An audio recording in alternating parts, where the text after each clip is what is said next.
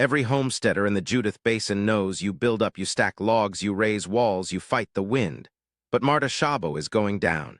She has been going down for 3 weeks, carving a hole in the earth. Her neighbors cannot make sense of it. They stand at her fence line in their coats and shake their heads. It is October of 1909. The first hard frost has gone. The second one is building north of the Maria's. Marta does not look up.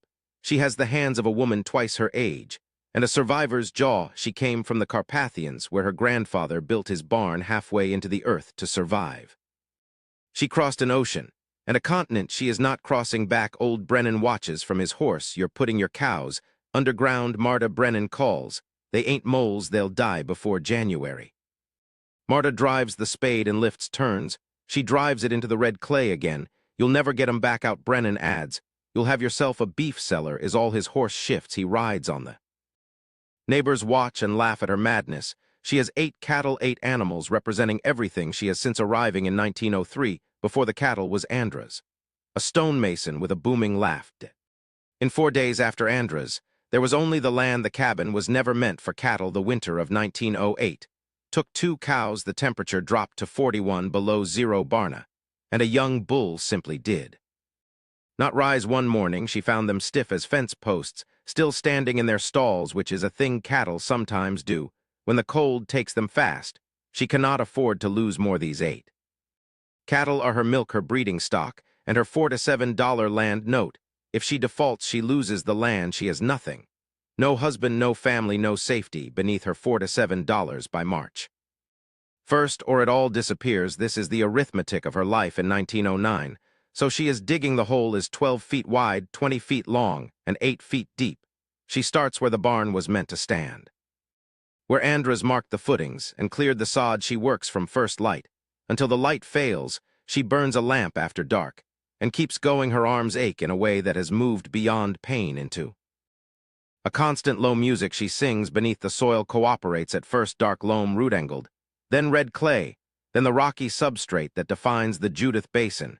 She breaks 3 spade handles. She orders a new one from the Lewistown hardware and pays $185. She cannot spare. She sharpens her pickaxe so many times the handle develops deep grooves where her palms grip the wood. What she is building is a zemlyanka, an earth shelter, older than she is. From the Carpathian villages of her grandfather. They built it because the ground itself is warm, not like a fire, warm like the inside of a hand. The earth at 4 feet deep maintains a temperature near 40 degrees regardless of what the air does at 8 feet. That temperature barely wavers. You do not heat this warmth, you simply stop throwing it away. This is the first principle. Mass earth is dense, and dense things are slow to change temperature. A stone holds heat for hours after a fire dies. A clay wall holds it longer. Her buried barn will absorb the body heat of 8 cattle, store it, and release it back slowly. By morning, the barn will have cooled some degrees from where it started, but it will not have plummeted. It will not become the killing cold of an uninsulated plank structure standing naked in a Montana wind. She knows this from her grandfather's stories and the plain logic of the earth. The neighbors are not willing. Brennan's wife comes by. In the 3rd week, she stands with her arms folded, her mouth pressed into a line. The Reverend is worried about you, Marta. This is not a healthy thing. The cold is not a healthy thing. Marta says not stopping, but you're putting animals underground. People will talk. People talk now. Marta says, her jaw set like a survivor. Mrs. Brennan walks away. The talking continues across the basin. What the neighbors do not see is that Marta's plan is not just the hole. The hole is the beginning. It will save her or be her most expensive mistake. She begins with the walls. Andras was a stonemason, and his tools are here: chisels, mallets, plumb line, and level. She lacks his skill, but has his tools and stories he told about the craft he loved. She lays dristacked stone along the lower 4 feet, large stones at the base, smaller ones above, leaning into the bank above the stone.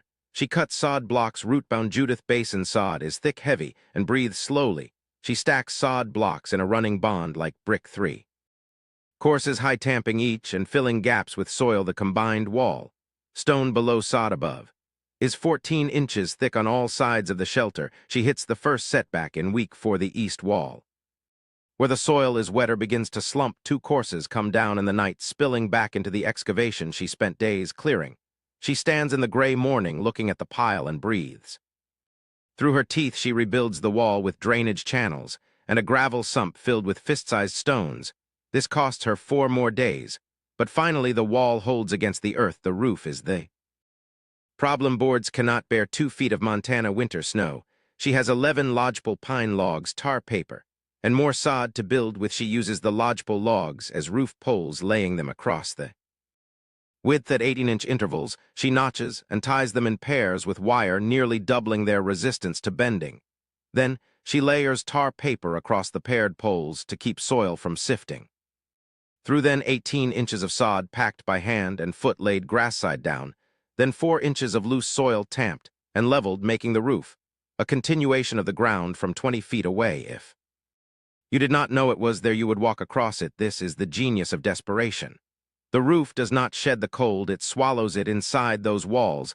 The air stays quiet, the wind that turns moisture to misery does not exist. It is November, the hole is finished, the walls complete, and the roof is packed. Marta has spent $23 total on wire, tools, and lamp oil. She has $11 left. The bank note comes due in 4 months. The neighbors have not stopped watching. If anything, they have intensified. Young Carlisle brings his boys past, checking his fence line within shouting distance. Some folks think they know better than the land. The land always teaches them that woman's going to freeze her cattle in a hole this winter. Marta is sealing the sloped entry trench leading down to the barn door. She hears Carlisle. She keeps sealing the entry passage. The physical toll of 6 weeks is written on her.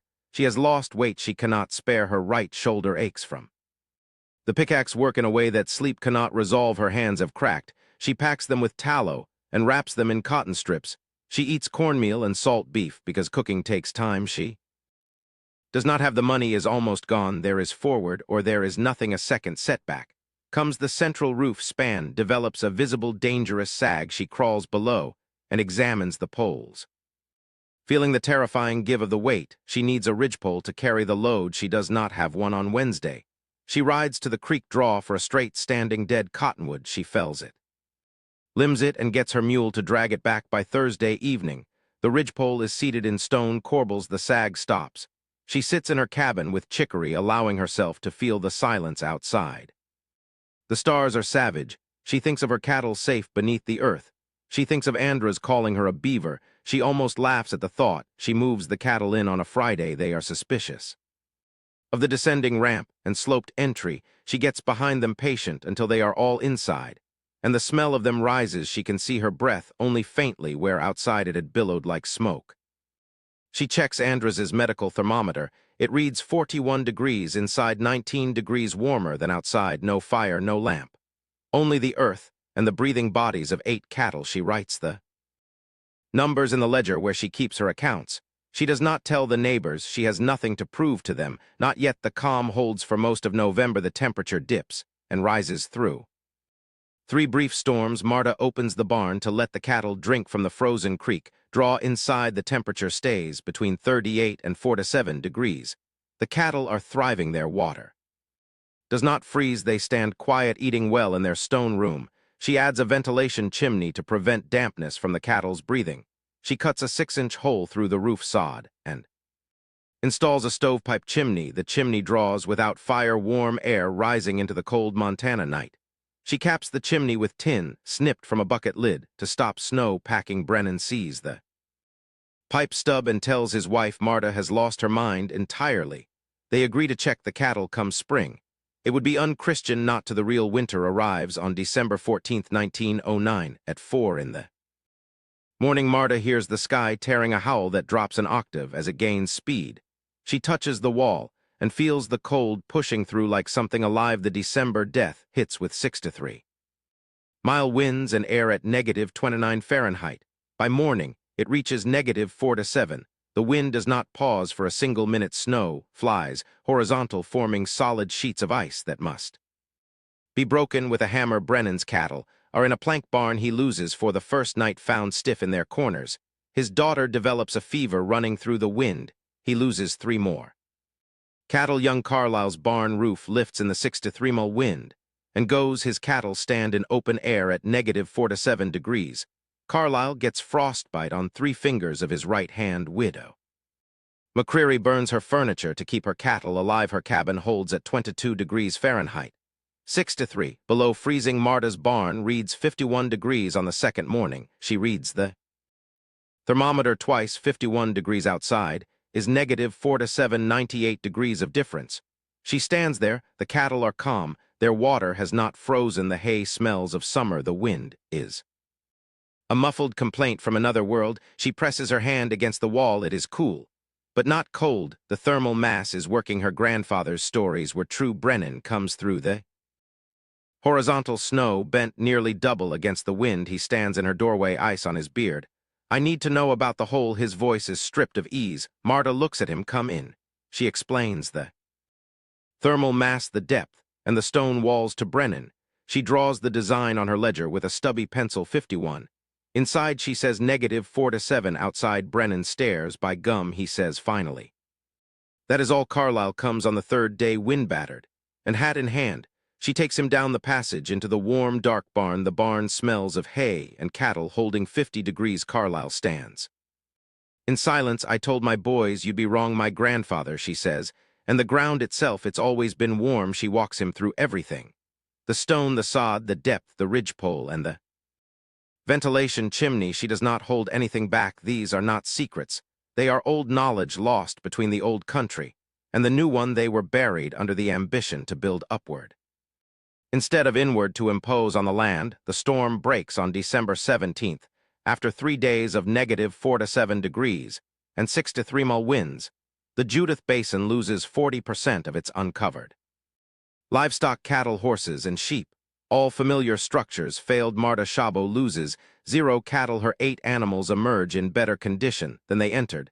They walk up the entry ramp, blinking in the flat white light, untouched by the catastrophe.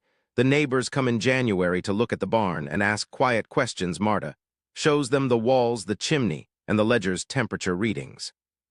Brennan offers to help dig another barn. He is not laughing anymore. He brings her venison and leaves it at her door without ceremony. Carlisle sends a note asking to borrow her plans for his neighbors. She writes 6 pages with measurements and reasoning behind every choice.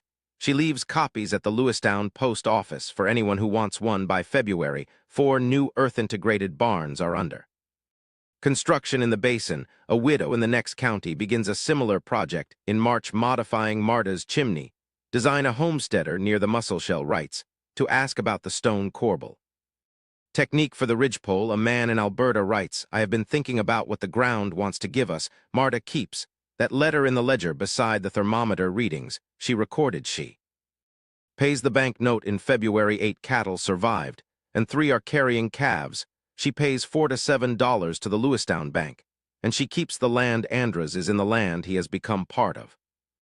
The mass that holds heat, the earth, keeps warmth for those willing to go down to find it. She sits in her cabin in late February, with the ledger open, tracing the numbers with one finger. -4 to 7 outside, 51 inside. The difference is the distance between death and life.